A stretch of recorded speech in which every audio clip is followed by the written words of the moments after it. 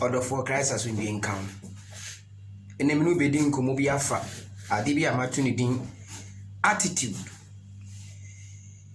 Potokase me say attitude. But ewe kase me say subai. See a dance subai di. Ye kase subai and say adofo nyina ye nim say de subai esitie. Ne hu say subai ade bia ye da na dia. Itimi da na di wo papem. Itimi so da na di wo boni mu. Ni nyina ya nim say subai ade a ye da na dia se eko ne papem no. Ke ni ebetimi aka say ebetimi asombo akyensika. Efrize se ye dan suba pa adia eno na bema enipa hu nipa ko a yeye sade be ya ebetima bo kwan papa atowa ma menu mienu. I think say ewo oman mu ye nyina yesi ye pra hoto ye nyina yesi ye peniye ye nyina yesi ye paadipa na enso no se beye ye betimi adan suba pa adi ama oman no adiye anase ama oman no atono eho na ejina se adan suba pa adi a ebetima ma menu mienu ye hu betimi ahenhan ayen ewo oman ya yetimu yesi nyina ye pa hoto eno fa ba bi oman yi modern oman yi mkoye oman na yesi eno kre na so nyina nkamfo ano eye suban bia yentimi nya de suban pa bia yentimi enda na di eno na ama menu mienu ama oman no entimi ensipi ana entimi ensita odofo si yetimi den suban pa so adia ebetima ama menu mienu de ye nyina yetimi de tuye etimi de tuye ana se ye de suban pa de etimi ma menu mienu ye di ho no kura ye ho no kura yenyina ya hwebra enso to yi hwene ma esiye ene ma siye etwifa ebinum fie ebinwum nyumam ebinum bia wo tena ton ade ni nyina ya hwe ya adesua na me ka chew se ya na ye kase eye mpanifo na na se eye ye kanifo bia na leaders bia na omudi ani yes nipa bebre kase ne leaders na omunya ne emaye eno kre but menu mie no nso ede ne enso ye betimi di aye ne anase ye da suban pa bia dia etimi aboa omen on se enso to etwifa awoso meboa wotu nwumam nso ba ho enso to a ne de bola ne de akokum gatesim enso to a ehon ne dan suban bi adie eti se ebasa eya na emamenu mienu ye ho kire yen hwese obitimi kosi dan ewo ensuom wose me fele o fele ensuo no wose wo fele ensuo no watimi asidan ensuo so ebinum timi ka se ahaya bia ye beto bola but won hwe hunu ba bia ensuo no enam na wa ede ampa wa koto bola na ede egu ho enti enso to na se ni nyina no boa na ekotwoku na se ebe yiri fa me no mie no eno na eye me no suban bi ada na di ana se eye aban bi na aye awu attitude ho asema ye ka suban ti e wo se den suban pedi se ya nan suban pedi a odofo me no mie no brand guso e twen me no mie no esanse yesi nyina ye peniye yesi nyina ye pa hoto omani yesi nyina ye pese ye di eniema tuye na ye bibia wano pepe na so nyina ye suben ya ye di konwumam broni say we always fix a square pegs in a round hole. Did make us say we always fix a square peg in a round hole? Ni say yan fa ni say ade nkruwa anase ade a eye square say ye kase ani a ehia da bi entimi nhia e kire say e wo say e bia hye de e dey e hye because me the round ko hye round wa e ko ho enam de square kokko hye square ekoko suban asema ye ka no mu odofo hwe se enwuma mu kura no ye hwe corruption sahodo. It is like say e was say obi a enka wako suku pon wa wie suku a esesen ka ahana ne gina bre ne duru a wosen ka yede ne hye won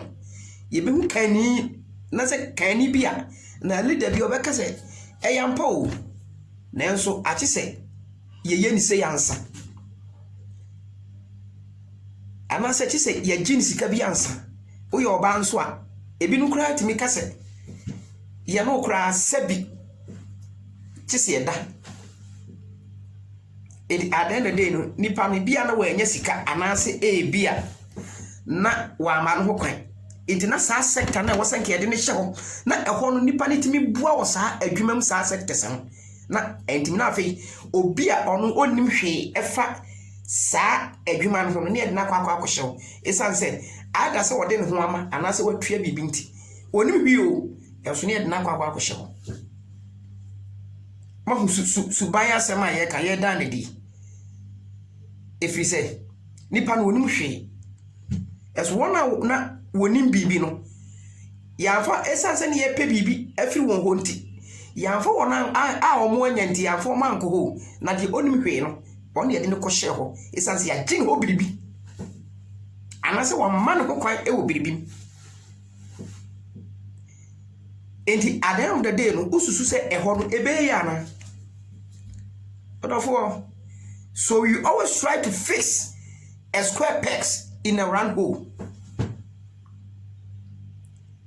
Baby anu kreda edan yentimi fanto cause eyanu kure se aban ni bia aban dwuma mu no otime di sika bi ba se ene yamfama adwuma yefuo bi nanso esan se okwabrane greedy anaso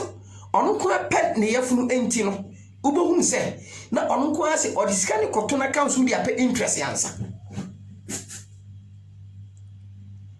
enti abasa edwumayefo no they will always complain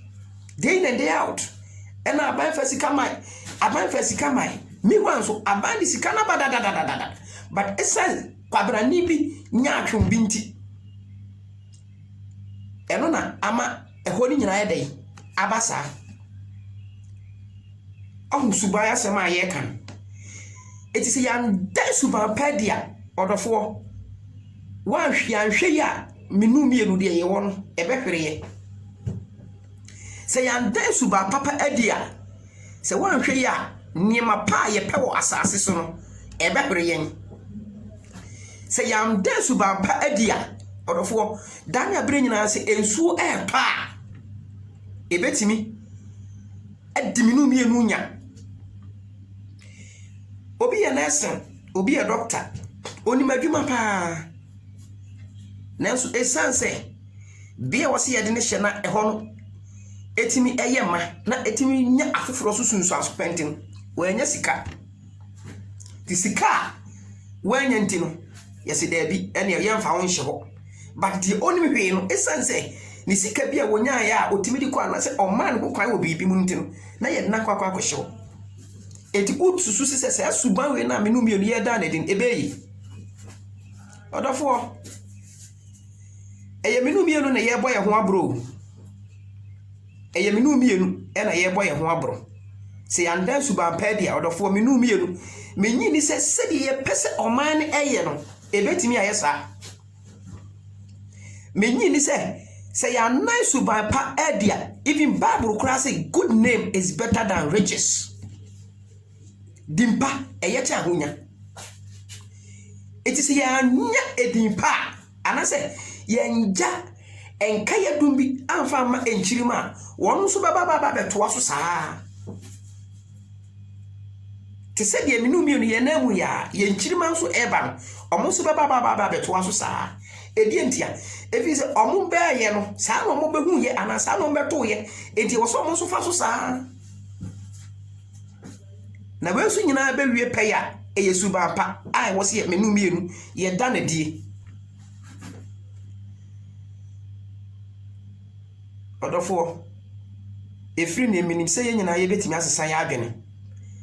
Ghana betimi ayese enkofo aman papa ibi Ghana betimi ayese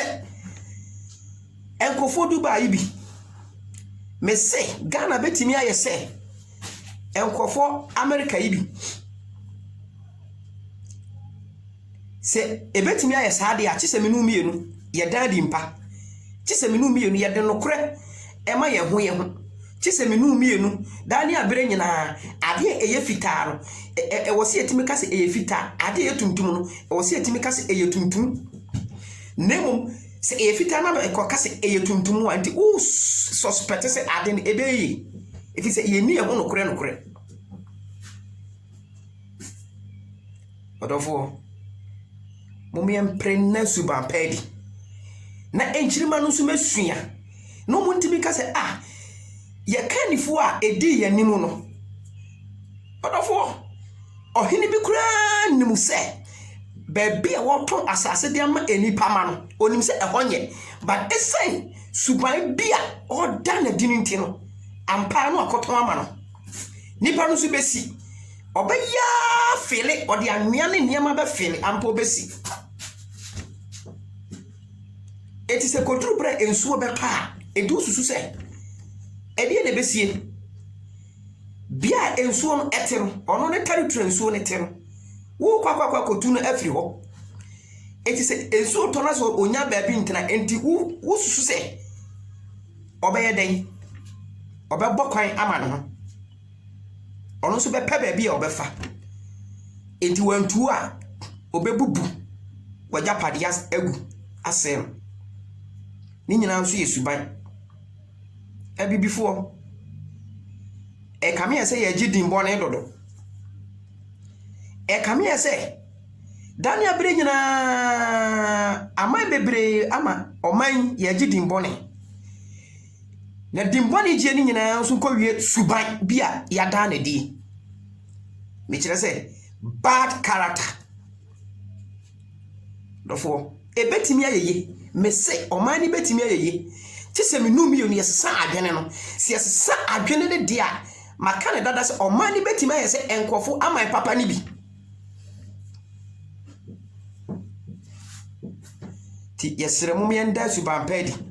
na nya afoforo soso ensunsu asopa sade ebe ya ye nyina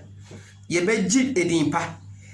ne yetimi anje ade papa ato ye nchiri ma ho na omonso ankowie omo asodie ene bre sabe ebe ya dani abere nyina omonso betima boye din penti no omonso atoa so ama nchiri ma nso ebetoa so ama enchiri ma atoa so ye nyina ya sori ase ya nana ya santoa obi ebo de din pa obi aboya nana ya santoa din pa eye die ntia suban pa bia wo yi na dinti eye ade pa bia oda na dinti no aka ho ama nchirima senka yenso nke ebetoa so a ka megidi senka menu mienu nka ebetimi aye edin papa ama yen but esanse ekwan na omo beboto ho no ya mfa so nti no yesesa akwan no ama ye gidin bone womo bre no na greedy omo nya greedy omo bre no na omo ntobo na nsuo womo bre no sabi na omo nkwa ajanan enkoto obi fichire sade enne menu mienu ye no eno na me ye enne enchirima ye gidin bone samebo abusa obia kame ase ebibimemu de obia ti ebibimemu a na kame ase ye gidin bone edie ntia suban bi suban ben bad